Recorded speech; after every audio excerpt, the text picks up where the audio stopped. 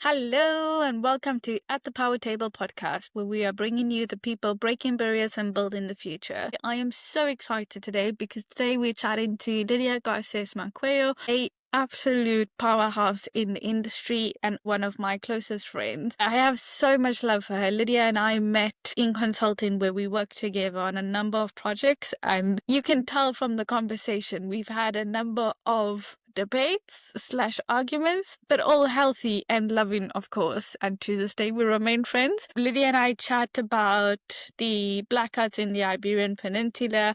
So Lidia was in Spain at the time, and she gives us a first-hand account from her perspective on how people reacted, which is not quite what I was expecting. And then we speak through changes in the energy system and what we need going forward. It's a fascinating conversation, and it's one I truly enjoyed, and I hope you do too. As always, if you do enjoy or if you don't enjoy, please leave us comments and also like, follow, subscribe, and all of those good things, and please share us with your network too. Okay, enjoy. Bye. I'm so excited to have the most specialist person. Specialist, is that a word? Definitely. Special because she means so much to me. Lidia Garces Marcuello is in the house today talking to us at the Power Table podcast. Lidia, thank you so very much for joining us. Thank you for having me. I'm super excited to be here. It's so exciting what you're doing with the podcast. As your close friend and old colleague, it's super exciting to see you doing something like this. What a treat to have you. Lidia, tell us about what you do. Yeah, sure. So I'm a consultant at ERM, which is a global sustainability consultancy.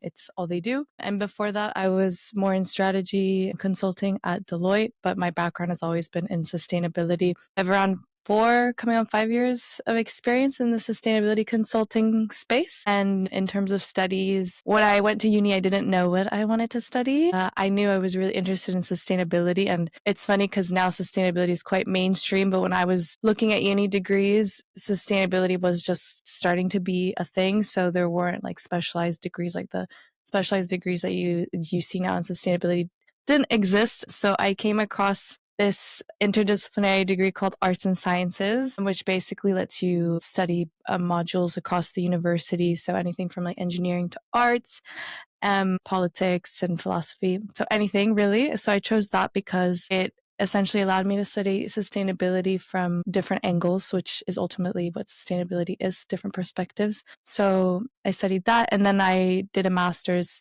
called environmental technology. The name is misleading. Doesn't really have anything to do with technology, but it was mostly around corporate sustainability. So that's how I got into the corporate sustainability space, and then consulting was kind of the natural next step from my master's, and I've been pretty happy in the consulting space so far. Oh, what a treat. I'm so jealous that you had a build your degree, build your degree off. What a treat. I wish I had that, though I don't know if I would know what I wanted. I studied accounting. At that point in my life, I really loved it. So, and it's good that you knew what you wanted to study. I mean, I was so overwhelmed by not knowing. It's good to have clarity. To be fair, I don't think I knew I wanted to study accounting. I just knew it was my favorite subject. And I was like, oh my God, I love you. I'll continue in my studies in accounting. Tell us about sustainability. Love that the fact that there was no sustainability degree then, but it's now become a buzzword. But it's also such a buzzword that you don't really know what it is or what does it mean. So tell us in your perspective what sustainability means. Well, I like the quote traditional definition for sustainability, which comes from the definition of sustainable development from the Brundtland Commission, which I forget the formal definition, but in short, it just means that you leave the planet in the same way that you found it, and where that's not possible, you make efforts to restore it or offset the impact that you've had. So it's basically about leaving the system in equilibrium and undoing any negative or unavoidable impact that you have. That's really interesting. Make that real first with an example, a sustainability project that you've worked on. Well, in sustainability consulting, I would say most of the projects that I work on now are essentially helping companies to understand what their risks and opportunities and impacts are related to sustainability. And through that assessment, they basically understand where their material or most important impacts are.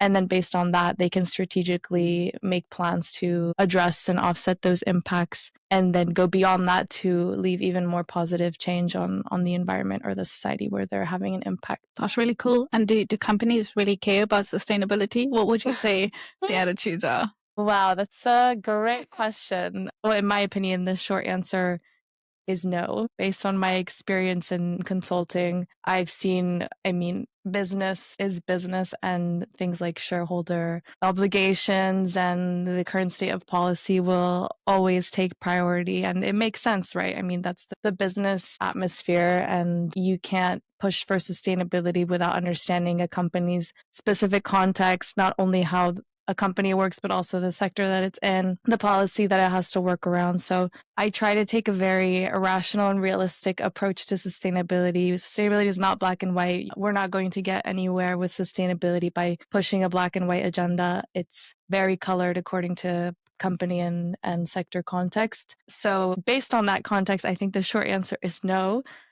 Then there are examples, and I have seen through my projects companies moving in the right direction of sustainability. I do a lot of work in the energy sector, and you do see examples of companies pushing towards the energy transition. But like I said, there's ultimately down to the business context. And I think a big example we're seeing in the consulting space now is the change in regulation and how that's driving sustainability efforts. So in the EU, there's a regulation known as the CSRD, which is Corporate Sustainability Reporting Directive, and it's essentially been driving business in the consulting space because a lot of companies are in scope and basically will need to have CSRD aligned reports in the next few years. So that's been driving a lot of projects, but the European Commission came out a few months ago with an omnibus package. An omnibus package basically packages a bunch of different regulations into one to try and simplify it. And they said that they were going to postpone the CSRD by a few years. So a lot of the clients have decided to delay the projects that they were doing. And because the thing about the CSRD can be misconstrued as just a reporting obligation, but to disclose the data that the CSRD requires, you need to have policies, you need to have strategies and actions in place in order for that data to exist and that information to exist. So the CSRD was seen as a great sort of segue to sustainability strategy, policies, and actions. And that being delayed, companies are no longer as incentivized to put that in place. So I think that's a really strong example of how business ultimately follows the policy environment and the environment that makes sense. So back to my original answer, short answer, no. But do I think that's simply because they don't care enough? No, I think it's because of the whole context. I am taken aback. This is such a diplomatic answer from you. Being in sustainability, there are a lot of strong voices and a lot of voices that talk about sustainability as if it's black and white, and it's not. Ultimately, if you want to transform around sustainability, it needs to be aligned to how the business operates and its environment outside. Otherwise, sustainability isn't going to be sustainable if you don't align it with how the company is needing to respond to external factors. So, yeah. That's an incredible viewpoint, and I think it touches so much on the trade-offs. There's always trade-offs. I think we should change the name of this podcast just to be like the trade-off conversation, because that's all we talk about. It's the trade-offs of oh yes, I want to be sustainable and I want to be this business who cares, but I also am a business, and so you need to be commercially sensitive to the decisions that you're making. I don't know if you're going to kill me for sharing, but we've definitely had multiple conversations, almost arguments about sustainability. I think back then I still had that perspective of it needs to be in the business context, but you also need to be ambitious and push for it. And wait, sorry, I cut you off. Did you want to talk about this? I think I would love to see a world where businesses fight for a trade-off where sustainability wins and just take the chance on sustainability and see where it goes. Again, if the case isn't there, that they're not going to do it. It's a fair challenge to businesses to be, let's take a trade-off and let sustainability win. The example that always comes to my head is Patagonia.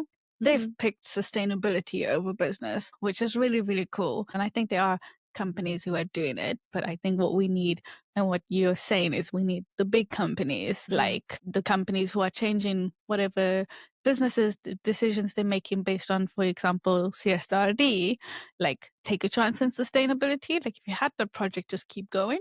Exactly. And I think there are businesses who are doing it, but not the majority of it. Tell us about your experience in the energy industry and sustainability. Yeah. So I kind of fell into energy projects through consulting and realized that I really liked it and just stayed in that space for the last few years, which I've been very lucky to do, because in consulting, especially early on in your career, you don't necessarily get to choose what projects you're on all the time. But it started with a really big project with a global oil major to help them redefine their sustainability priorities. It was like 6 or 7 months long, which is very long for this strategy consulting project. What I realized I really enjoyed about the oil and gas or energy sector more broadly, as I discovered later, is the combination of technical and strategic thinking. I think you can say that for any sector, but particularly appealed to me here because of the tangible impact that the energy sector has on the environment and society. It's something very visible, very measured, and understood by society, and that makes it really interesting because there's a lot of data and illustrative examples behind the impact. And so having that technical perspective and translating it to a strategic lens was super interesting, because ultimately to drive decisions, they need to be backed by data, but they need to be strategically phrased and presented to incentivize people to make decisions. So that combination of thinking was super interesting to me. And then chemistry and biology have always been my favorite subjects since school, or they were my favorite subjects in school, and getting to see that data in these projects just took me back to school and was super fascinating. To see these huge companies just boiled down to these data points was, very fascinating to me. So that was my first energy project in oil and gas. And then I did a few related to the power sector, so distribution and transmission. And again, the combination of technical and strategic. So there, I didn't know anything about power, and now I pass a substation on the motorway and I'm like, oh my gosh, I know what that does. And it's just crazy to me that I learned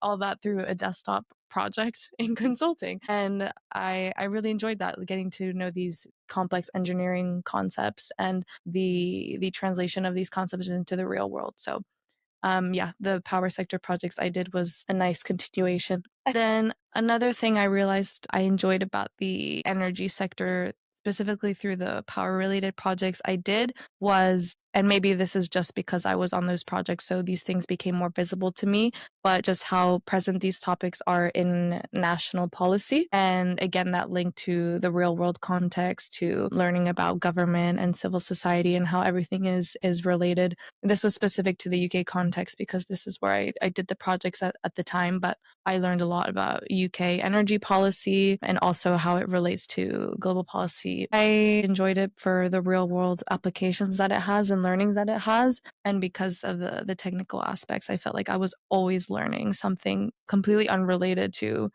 consulting or strategy, and something that you're going to remember because it has real world applications. That's really cool and a really, really compelling answer. Like, I'd be surprised if someone doesn't be like, I want to be what she's doing. But it's a great segue into The Great Betrayal. The Great Betrayal. The Great Betrayal, where Lydia left London to go to Barcelona and left me alone. So Lydia, talk to us about your transition and how you broke my heart. Go on. I'll make up for it one day. And being back in London this weekend has been tempting. Good. I won't fall for it. No, Lydia, come back. I don't think I can stomach another move in 12 months. But yeah. So just moving to Barcelona, I moved for personal reasons. I'm Spanish, but I've never lived in Spain. So I really wanted to have that experience. And then professionally, also the role at ERM was available in Spain. So it was kind of a perfect alignment of where I wanted my career to continue, and also just the personal experience that I wanted to have. And ERM is quite different to my previous role at Deloitte because it only does sustainability. So that's what they're known for. They're originally well, I think they're mostly known as an engineering and very technical consultancy. So boots on the ground, going to measure impacts, site remediation, stuff like that. But I work in the corporate sustainability and climate change team, which is essentially the equivalent of any consulting strategy team, but we work solely on sustainability topics. That is awesome. And teach us about the Spanish energy system. What are some of the challenges, opportunities? Well, Spain is one of the leaders in the European Union for renewable energy. The government since 2018 has been rolling out a plan to transition fully to renewables by 2030, I think it is. I think around 60 to 70% of the grid is renewables. So they're really pushing on that agenda despite changes in governments over the years. So that's very impressive. And I'm quite proud to be from and living in a country that invests so much in renewables. That is very cool. Sorry, I didn't fully answer your question in terms of challenges. I think we'll get into this, but the blackout. I'll like ask the question. No, go for it. Tell us about the blackout. Yeah. So when I think about the main opportunities or the main strengths of the Spanish energy system, it's obviously the renewables. But in terms of challenges, so a few weeks ago, on the 28th of April, Spain had a national level power outage. It was quite the experience. I mean, to preface this topic, there are societies and countries that live through blackouts sometimes every day. So this is just like my experience of never having lived through this before, and obviously the shock that comes with that. But it was a very privileged experience of a blackout. But I was on a Teams call with colleagues in Portugal. I was in Barcelona, and some of my other colleagues were in Madrid. And my Teams call cut off, and I knew they were doing works in my building that day. So I noticed that the power had gone out, but I didn't think anything of it. So just connected through hotspot, got back on the Teams call and saw nobody else was on it. And slowly people started coming back on it. And these were colleagues in Portugal and Madrid. And they were like, the power went out. I was like, what? It also went out here. And then I looked outside and saw that the traffic lights were off and the traffic was still circulating. And I was like, okay, this is weird. And then I went on the news and there was nothing. And then, as one does in these situations, is go to X and then try and see what people are saying. And everyone was just saying power's out in here and there in completely different places across Spain and Portugal. And we couldn't find a response until many hours. I mean, there's still no official response. Couldn't find what the reason was, and then lost 3G as well. So was fully off the grid for about 12 hours, got the power back at like 1 a.m. the next day. And yeah, it was quite the experience of trying to get in touch with people and just the messages not delivering and not knowing where they were, if they were okay, or just going out into the street and like there's absolutely no lights, but people are behaving business as usual, which was for me the most incredible part. I mean, people came together for it in terms of coming together outside and doing activities outside of it, make the day go by. But everyone remained really calm and composed. And I was pretty impressed with that because it was a bit apocalyptic, specifically because we had no information. Like we had information explaining that there was a blackout for XYZ reason. I understand the composure, but we had absolutely nothing. That's actually interesting. I thought it would be the other way around. I thought people would be running panic because everything cuts off, your internet cuts off, and you don't know when it's going to come back on. You have no information. So I thought people would be losing their minds. Me too. No, people were really, really relaxed and respectful. I went to a supermarket to get some things. And at one point, the head of the supermarket decided to close and not let more people in. And the people that tried to get in were like, okay, have a good day. And I'm like, that's so, like, you don't know when the next time is that you can buy something. Not to be dramatic, but kind of. And you're just so chill. It was heartwarming. And in terms of seeing humanity at a moment like this, it was really nice. That is pretty beautiful. I think like it's really nice to get that perspective. Actually, it wasn't as terrible because once the power came back on, what you immediately seen is the the naysayers being like, oh, it's all renewables' fault because Spain is 65%, 64%. And so everyone's like, we shouldn't change to renewables. Yeah. Backtrack on energy transition and let's go back to fossil fuels. Yeah, and I think that's partly why the government is so hesitant to give an answer. Well, there is a technical committee that's doing a study on what happened, and the government has said it might be a few weeks before we get the final answers on that. But I think there is a lot of hesitation around explaining that it's likely because the grid is so dependent on renewables, because to the average layperson that is just a reason to go against renewables. It's obviously, as you know, not as simple as it being dependency on renewables, but rather that grid upgrades and investment in the grid to keep up with that dependency on renewables has not been matched. And there was a study by Bloomberg a few weeks ago. Basically, I forget the statistics right now, but Spain in the EU, the ratio of spending on renewables versus spending on grid infrastructure is the lowest across the EU. So if the grid isn't being upgraded to deal with the intermittent, how do you say that word? Intermittency. That and the storage issues and all of the requirements that dependency on renewables comes with, then obviously there will be issues. And there's been a lot of external analysis done by research groups and private transmission companies in Spain. And the main theory is that there was an over-reliance on renewables at one point, and that made the grid overwhelmed, basically. And because renewables don't have the same level of inertia as fossil fuel driven energies do, so like gas turbines and the turbines in nuclear plants, that lack of inertia essentially meant that the imbalance was unable to be restored. And then as a protective mechanism, basically the whole grid shuts off.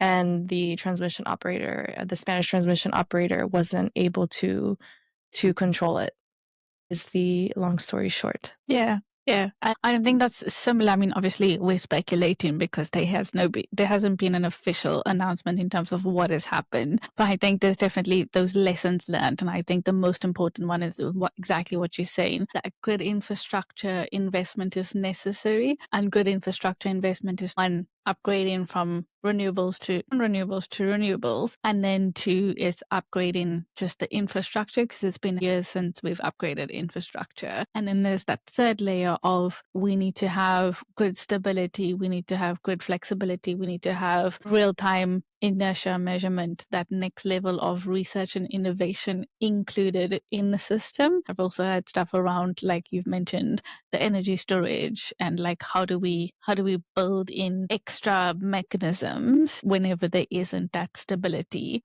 Yeah, no, totally. And going back to the conversation about why the energy sector is so interesting, when this blackout happened, I mean, obviously there's still no official explanation, and I didn't have any information at the time because it was completely cut off. But it was really interesting to have had the experience of working on transmission projects in the UK specifically, and learning about all the policy reforms through those projects, and grid stability being such a huge risk facing the transmission companies that you and I were working with together. And so all of that theory and knowledge during this situation was really interesting to have, because it helped understand what was happening. And then when the first analyses came out, being able to understand what that meant in layman's terms, basically. Yeah, I mean, it's a true privilege. And speaking of privilege, you started it with prefacing your context, and probably reasons why you're one of the people I love the most is because you recognize that privilege. Just take a step back and recognize, actually, it is such a privilege to have had that inconvenience, because it is an inconvenience to the Iberian Peninsula, whereas in some countries that's the norm or the standard. In South Africa, we have something called load shedding. I don't know if you've ever heard about it, but basically it's a period of time where you don't have electricity, and it is what it is. You just don't have electricity. Yeah. And sometimes it comes on at the same time they said it's going to come on, sometimes it doesn't. And then I think also just kudos to the Iberian Peninsula for how quickly they responded. One of the new things I've learned through the discussions of the blackouts is black start. You know what that is? No, I don't know. It's basically how many days or how long does it take for a country if you black out, or you get to start up again. The UK, I think, is around, and I probably needed to fact check this before I shared this information, but it's around 12 to 13 days. The UK. Yeah. And so for this Iberian Peninsula to have picked it up within a day, 24-hour turnaround, that's really impressive. Do you know how has the UK had a national level blackout? I don't think the UK have a national level blackout, or at least not to my knowledge. I don't really know like the history of blackouts in the country. A bit I'm reading, I suppose, but some really smart people who are very technically inclined, they have like, okay, if X has to go wrong, this is what would happen and this is how long it would take us. So in their scenario planning, they have, this is the average amount of days we would need. Yeah. Yeah.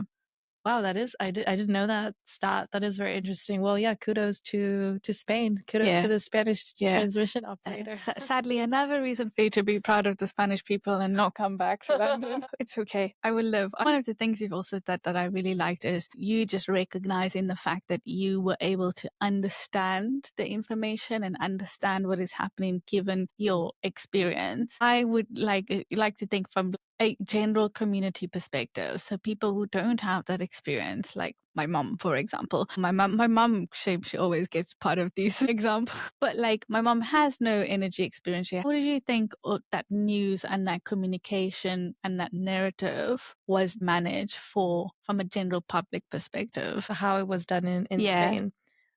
I think they didn't even try to explain it. They just prefaced it with, this is not the fault of renewables. This is not the fault of our energy system. Our grid is extremely stable and strong. But that leaves room for debate, because you can't say that there is yet no evidence to explain what happened and then say that it wasn't because of renewables. So you need to find a middle ground where, it's very difficult to explain this, and if you don't have the months of learning the theory behind it. But I think it needs to be more of a middle ground of saying we don't have the full evidence and we don't want to give a formal explanation about what happened without knowing, in order to avoid unnecessary panic and debate. That makes a lot of sense.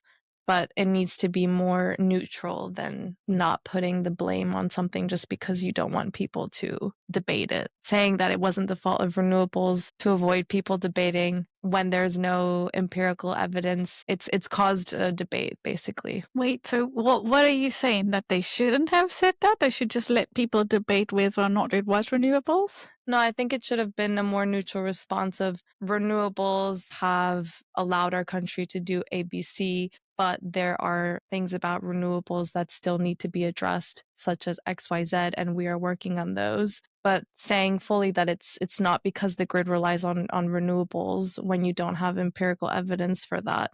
And the theory suggests that, data suggests that the grid investment has not kept up with the investment in renewables, and that's an important data point to explain. But how you would explain that to the general public, I don't know.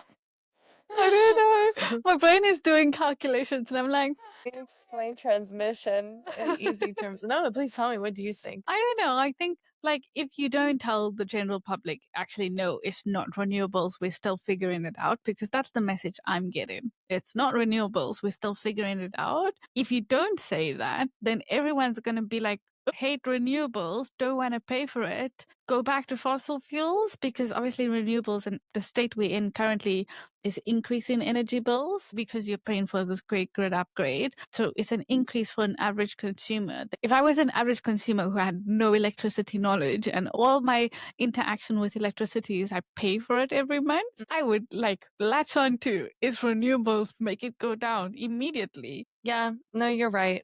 I think it would have been nice to have more of a technical explanation, which doesn't help answer how you would explain it to the general public. There's obviously data around what happened, like some sort of insights that you can extract from that, and just giving a high level explanation to what could have happened, I think would would avoid some of the debate that is happening now in the Spanish government, because it's been maybe 3 weeks now and there's no advancement on what happened. I think at this point, when it's been a national level blackout, there needs to be some sort of clues. Yeah, I think what you're calling for is greater transparency, and it's honest transparency. It doesn't have to be, here's the answer, but just tell us where you're at in the process or what the potential hypothesis is. From my understanding, it's going to take 6 months to get the report out. Spanish government is slow, so possibly. They said a Yeah. few weeks, but that could easily be Yeah. months. Yeah. And yeah, no, I think transparency is key, because another thing that I learned through this experience is that ultimately people are at the center of it. And we, during that blackout, we were all in this together. We were all experiencing the same thing, but it really showed that people need to be at the heart of the energy transition, because you can't have, again, coming from a point of privilege, you can't have unexpected blackouts in the middle of the day. I mean, that's extremely dangerous. There's official deaths linked to the blackout in Spain, and I'm shocked that there were, I think it's three officially. I think it's incredible that there's not more, because think about all the people that were in the middle of a surgery or something. Of course, there's generators, but if you don't anticipate that a blackout's going to happen, you don't have that much capacity. And a lot of hospitals and other important civil society centers had to request backup generators because they just weren't prepared for that. And I think that's extremely dangerous and scary. And I think for me, it showed that people are at the center of the energy transition, and you need to have society in the focus of everything that you're doing related to the energy transition. And so transparency is key. And even if you don't have answers, like you said, hypotheses or initial insights are critical, because this is people's lives that you're talking about. Yeah. Yeah. I'm going to ask you a question I ask almost every single guest. If you were to redesign the energy system, and it could be the Spanish one, the UK one, global, take your pick, but no constraints. So no money constraints, no policy constraints, no anything, no constraints. What would be the changes you would make? I would do it so that people have more autonomy and control over the energy that they use. I think people would be a lot more careful with their energy use, or responsible with it. So tangibly, what does this mean? Everyone has a solar panel or a wind turbine in their backyard.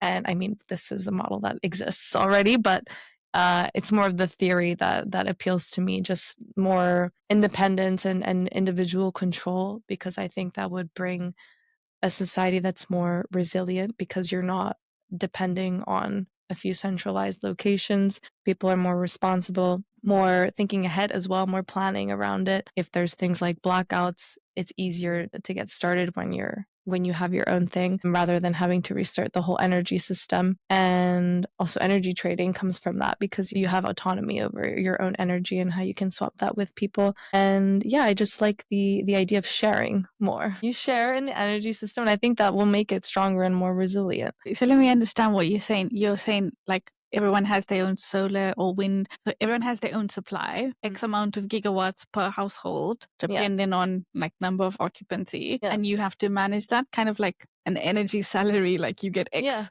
and then you have to manage it. Yeah. And then of course there's the shared services energy that's owned by government and controlled regulated by government, to enable shared services. But then so if you run out of energy, you call the government, be like, hey, can you top me up? People would never run out of energy. The limit would be perfect, such that nobody would ever run out. Okay. I mean, like if you use your household limit, then you could get more from the government based on whatever the government is storing in batteries. Yeah, but in my ideal world, you would never run out. You would have the perfect amount, so that the government would only have to store for the shared services that it provides. Because you can't have people saying, like individuals saying, I ran out of energy, and it's like, well, why do you get to run out? I didn't run out this month. I want what you got as an extra to top up, have extra for next month. There's probably a proper political term for that, but I don't know it. Equity, maybe? I don't know. That's such an interesting concept. Like, I think it kind of comes to microgrids. Yeah. Mm-hmm. So kind of, but not quite. But yeah, something really, really interesting. That's such a Zenobia's not convinced. No, I'm not convinced. I'm processing, one, but two, I'm also trying to be like, do we already have this? Do we not already have that? I think it exists on a small scale, like Yeah. in Germany and other countries. I don't know many examples, but Spain, for example, is very far away from that. Interesting. Yeah. I mean, I'm also just processing what would that look like on a global scale. Like in South Africa, for example, you just wouldn't get load shedding. Yeah. Yeah. Probably one to think about, but really fascinating. Great question. Great answer. Oh my God.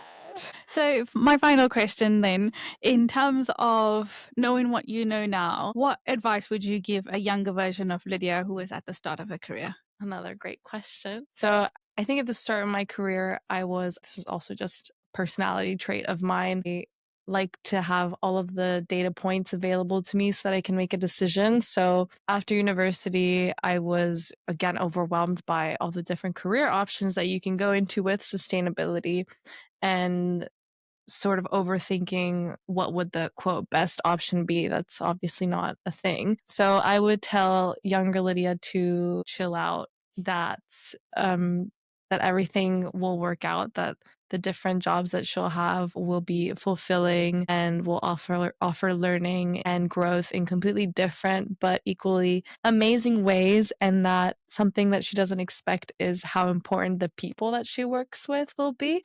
That's definitely not something I had in mind when I was just exiting university. So yeah, just to be more open-minded to all the different career paths. This is still something very relevant for present me. Like, I've been in consulting only, and I'm very interested by sustainability policy or NGO work. So maybe next time you interview me, I'll be working at an international policy firm for sustainability. But yeah, just to have faith in the journey, and that you don't need to have all of the data points to make a decision. I love that. That is incredible. And yes, I even love that we are manifesting a future Lydia on the podcast, sharing more insights. Thank you so very much for today. It's been so incredible. And a part of me is like, I didn't know that about you. And oh my God, you're so smart. Same. I'm definitely going to ask her about this after this recording.